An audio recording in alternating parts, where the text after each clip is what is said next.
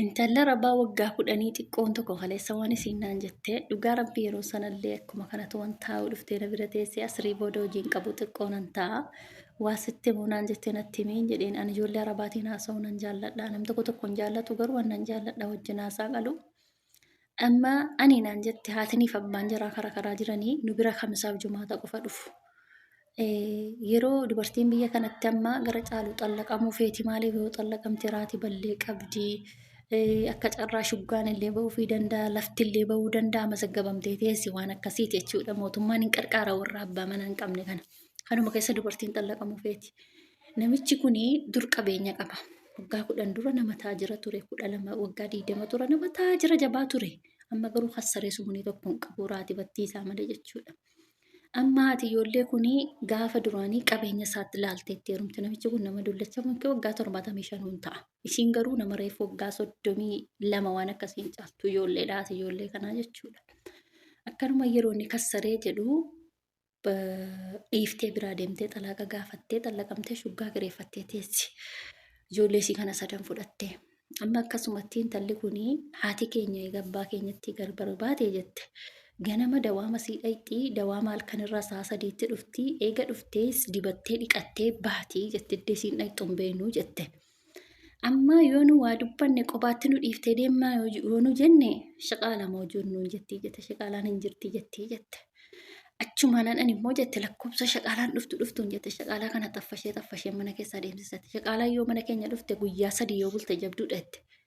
Maal gootee akkanatti xaffashtaaniin jedheeni tokkoffaa nyaanni siin gootu kun hin ta'uun jedha jette naan taaniin jedhette haaramni immoo barbaan ijoolleen sii jette numa fudhatti lammaffaa immoo jette suma siin mana kana nazzaftee qulqulleessitee kaateen jedhe yeroo haati keenya dhufuudha jala geesse jette gidibee turaaba bakkee kanaa fudhadhee jette ashawaa qottoo kana fudhadhee jette mana keessatti facaasee kee bishaanitti naqatte isiin hin argituutti shaqaalaa hin agartuutti yeroon akkana godhe haati keenya yeroo dhuftee ol galte tana zaafagaa jaallatti haati keenya kana gootee itti nazaafaa qubaan akkana gootee ilaalteetti haati keenya dhugaadha haati jala nazaafaa jaallatti argeen ture gaaf tokkoyyuu mana kana dhufte na ajajnaanan jalaa dhaga'uu dide dhaqiisiidhuma keetii ajajjeedhaan nama jalaa gajjedhu miti yoo mataa kiyyaan ta'e malee bakkee dhuftee na ajajjituu siin kootii teessu. Amma achumaan akkasumatti jettetu yeroo shaqaalaan jee keessa gizee 4 gizee 5 dhufteetti. Dhuftee guyyaa 3 dalaydee guyyaa 1 dalaydee baateet akkuma kanatti hin xaffasheet kushiinaa dhaqee haadhasii hanqaaquu cabsee dudduubbatti illaa buusa jette hanqaaquu yeroo achii xiraa jette haati keenya balaa buufti jette maa inni xiraa'u jette farshaa gorfaa fudhadheetan jette hanqaaquu cabsee achitti darba jette hin mul'atu jette xiraa'u malee akka kanatti haati keenya mana daftu naamin jettee shaqaalaa hariiti jette maaliif akkana goota jennaan utuu yeroo shaqaalaan hin jirre jette haati keenya yoo dawaama siitii dhufte nu wajjin teessii jette yoo immoo shaqaalaan jiraatte jette halkan illee baatee bakkee deemtii jette maate ati gaa rabbiin jaallataa akkana gochuu keetiif jennaan wallaahi rabbi naaf dhiisu malee jette akka waggaa 2 akka kanatti shaqaalaa xaffasheetti shaqaalaan xaffashamtee deemteetti amma garuu akkoon keenya natti kaateenaan jette yoo isin lamuu shaqaalaa xaffashtanii shaqaalaa xaffaftanii shaqaalaan deemte haadha keessan isinirraa heerumsiisee qobaatti haftu jennaanan booda kanammoo dhiisee nagaa ta'e kun amma shaqaalaa mana keenya waggaa geesseetti naan jettee natti himte meelaa laalaa rabbii jedhaati aarii haadhaatiif jecha yeroo sarraatinyaan dhufte sarraatinyaan mana keessaa waa balleessite jechuudha haati keenya yeroo dhufte wasakaa argite nama ariiteette shaqaalaa halkan walakkaa gadi baaftee ariiteetti bal gaaf tokko baajette sa'a 6tti shaqaalaa wayituu siin boossu gadi baaftee ariiteetti garuu garaan na nyaatteetti jette yeroo siin akkana boossu. Ani immoo bakka sababuma haati keenya shaqaalaatti nu dhiifte halkan walakkaa baatee halkan saatiitti saa yoo dhufte dhiqattee dibattee deemte achii dhuftee ammas nuun argitu itti rafna nu yeroo siin deebitutti kana aareetan akkana godhaa ture jette. Meelaalaa garaa namatti jabaatte ijoolleen arabaallee nama zabdi dhugaa rabbe. Sababa ijoolleen keenya yeroo baay'ee jechuudha madaamidhaan wal lolanii fi sababuma ijoollee isaaniitiin jechuudha. Meelaala dhugaa waaqayyoo jechuudha wanti ijoollee isaanii hin goonin jiru jechuudha osoo godhanu deebisanii akka isaanii balleessan iddoo sarraatanyaan teenya yookiin hojii ijoolleen teenya osoo qulqulleessitu kan daamochi iddoo qulqulleessitu yookiin immoo qimamochi mana madaamii osoo qulqulleessitee narraftee yoo hedduu kan balleessu ijoollee isaaniiti garuu sababa balleessituuf himanii jiru jechuudha. Ashamaa akkam jirtu hordoftoota kabajamtoota chaanala kootii kan biyya keessaa kan biyya alaa bakka jirtanitti nageenya waaqayyo isin haa baay'atu. Akkam jirtu ana obboleettiin keessan nagaa guutuun qaba galata waaqayyo isin jecha.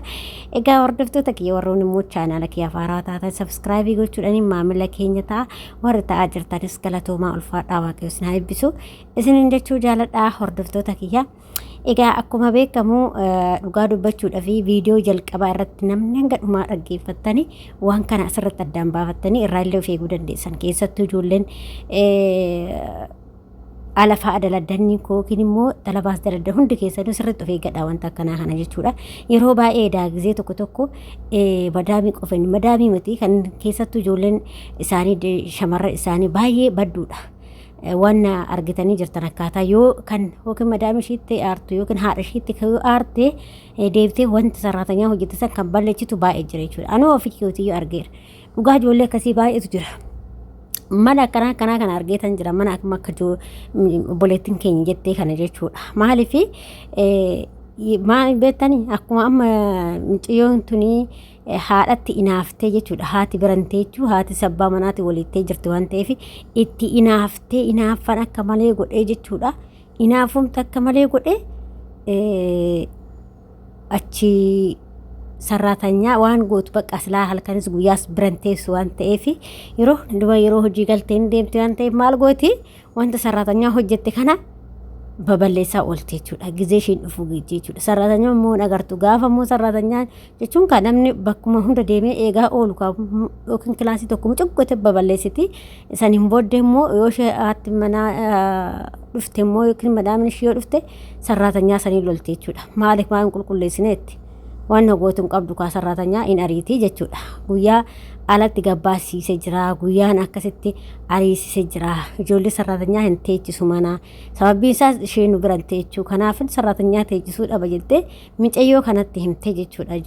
Shamarri mucayyoon madaami jechuudha. Intalli madaamititu itti hime jechuudha. Dhugaa rabbii dubbachuudhaaf yeroo tokko tokko ijoolleen madaami tana hedduu daba isaan godhan. Wanti daban isaan godhani dabaamati. Dhugaa waaqayyo mee ilaala. Yoo beektanii jiraatan yoo agartanii jiraatan jechuudha. Yoo gaazexaa qulqulleessee kafaa kaatee akkasii hin bittiseessanii waa afaarra bittinneessaan deemanii sirriitti jirtu ijoolleen akkasii jechuudha. Argeetan jiraanu jechuudha.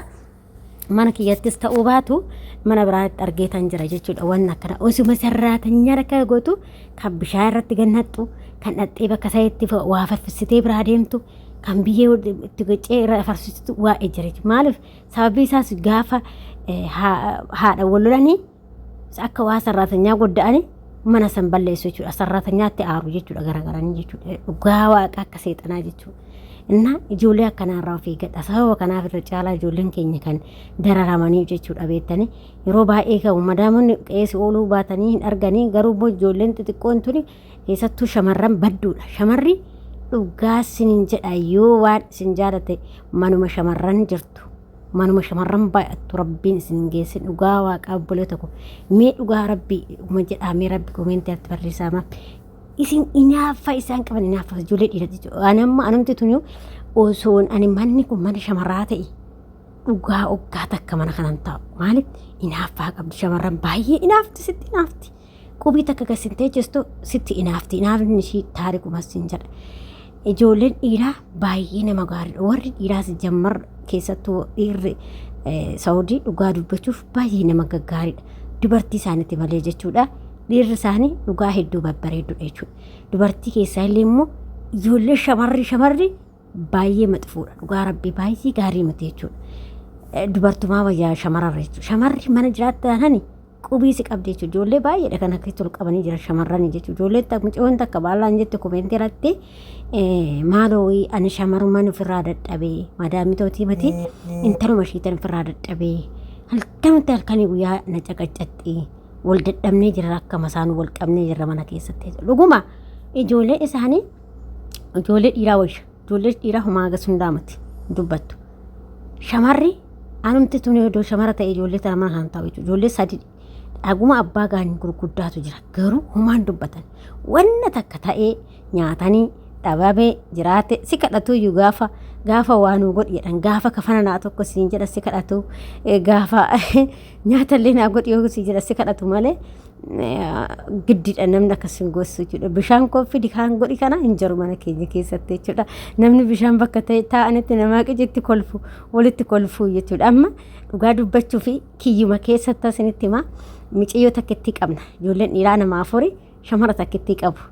Isaan keessaa micayyeentu si ajajuu barbaaddi. Dhugaa yeroo baay'ee na ajajuu barbaaddan tu saramneen malee na ajajuu barbaaddi. Bakka bishaan fidii kana fidii jechuu barbaaddi bakka ta'e jechuudha. Dhugaa dubbachuuf obboleewwan koo jechuudha. Niitii koo tanatu lolee. Ijoollee silaayi mucuqqootee loltiin jechuu ijoolleen dhiiraa. Ati hin cabdaa hin dhukkubaa si dhukkubaa jaartii jedhuun bakka jechuudha. Juuzeedhu. Ishee achi kaatee fidii hin geessin naan jedhu mana hin geessallee.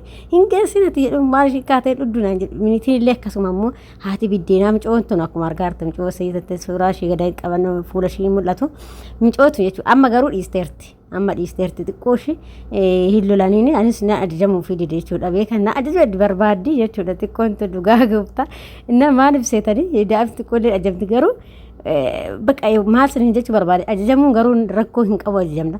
Garuu bishaanuma kana maaf akka geessitan jetti niitiin tun jechuudha. Maaliif ka'ii dhugii ka'ii of jalaa fuudhettiin bakka maaliif dirqama sarraatanyaa qofaa ittiin lolti rabbi dhugaa dubbachuu jechuudha. Ishii jedhii namtichi jedhi waan of jala kaa'an odoowwanni fe'ee gadhee namaan koo fuudhisiin jedhan ofumaa fuudhanii qabeetti kaanii biraa deemu malee ijoolleen teenyallee akkasuma koo fuudhisiin jettu ijoolleen dhiiraa jechuudha. Kasii ajajuu barbaaddu micayyuu kana malee innaa akkasii jedha hordoftoota kiyya haga viidiyoo biraa walitti deemu.